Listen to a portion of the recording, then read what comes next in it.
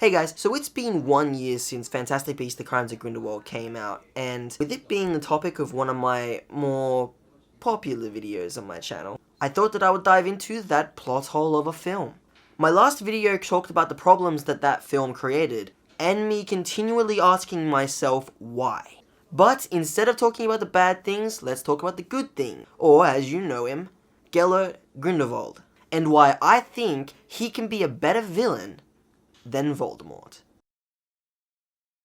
We all know the classic villain type. Powerful, immoral, determined, and with a touch of casual genocide just thrown in there. Grindelwald is only two of these things, and that is in no way, shape, or form a bad thing. Since seeing spectacular villains like Killmonger and Thanos, it's hard to say who would be a true blue villain. Usually the villain is hated by the hero, the surrounding civilians, and, well, the audience. But what if they're not? Grindelwald is very similar to Thanos due to the fact that you can kind of agree with them. Both Thanos and Grindelwald's ideologies make sense, from a certain point of view. Thanos' main motive is to save the universe from starvation, as he's seen what overpopulation has done to his planet. At least in the movies it is. Thanos' reasoning for what he's doing and why he's doing it makes sense. The exact same can be said for Grindelwald. He's seen what the Muggles have done. They started a world war in which millions of innocent lives were lost, including countless lives of innocent witches and wizards.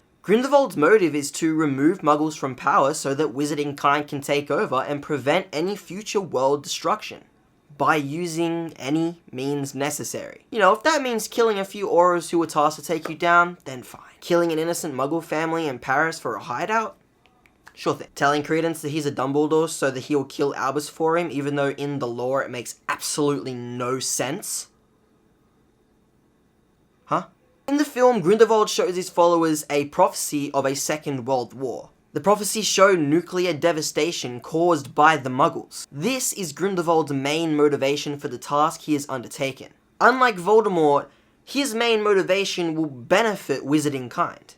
Instead of waging war against his fellow witches and wizards, he wants them on his side when he attempts to influence the global wizarding council, by using politics and the people's opinion. Yeah, but also a few mass murders as well, you know, it's fine. But the more people he has on his side, the better chance he has of saving the wizarding world from nuclear devastation. But comparing Grindelwald and Voldemort to each other, it's like comparing a cat and a dog. Both are villains, sure, but both have completely different motives. Grindelwald is all for the greater good of the wizarding kind, whereas Voldemort is just for the greater good of, well, Voldemort. Personally, I really like Grindelwald as a villain. He's a modern take on the classic villain. I think the direction of Grindelwald being a hero in his own story is a great choice for his character. But it didn't feel that way throughout the whole movie. At times, I found it hard to decide, if I were a wizard, whose side would I be on. But most of the time in the movie, Grindelwald was just a plain and simple villain. Just another villain to hate. Just another Voldemort. And there's nothing wrong with that, but it would be better if they made him his own character.